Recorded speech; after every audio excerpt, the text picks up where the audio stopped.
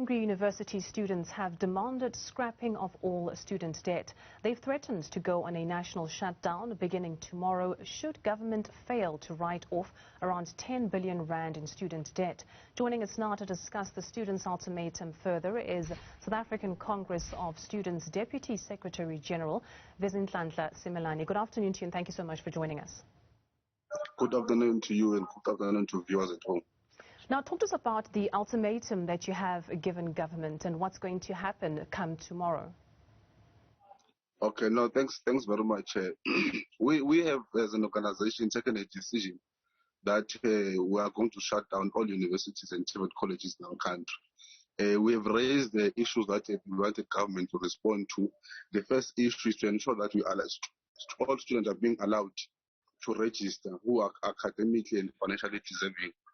No financial aid, not to financial aid and academic exclusion to all universities and private colleges. And also, we want our government to clear all the historical debts because you know that currently most of the issue that the strike that is around the country, mainly it's around the issue of historical debt. You've got students who are returning, who are unable to register because of their own universities and private colleges. And also want our government to increase the student funding. And also there's something called the missing link. Those students who are unable to get the funding from NSFAS because their parents, they earn more than 350,000 per annum.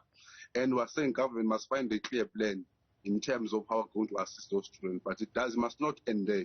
Those students who are coming from those families, we've always raised in a call that this amount of 350 per annum, it should rise from 350 to 600,000 at least. And if you understand that this policy was taken in 2017, it's been 5 years now, we believe that there should be a policy review in terms of this thing of 350 moving from 350 to 600,000. That is our main issues that we are raising to government. And our shutting down, not because we want to be chaotic as student leaders, but these are genuine issues that we believe that we need to pay more attention, not only us, but the entire country. We've mobilized civil society, we're engaging all progressive forces to come and support the struggle that we're waging as South African Congress. And as SASCO, what are your thoughts on extending the application process, the registration period, and even delaying the start of the academic year altogether?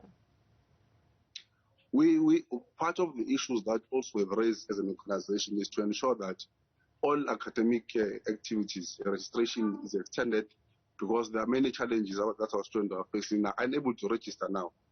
So we're still fighting for them to be able to register. So it wouldn't make sense for universities to close registration while there are students who are still outside the system.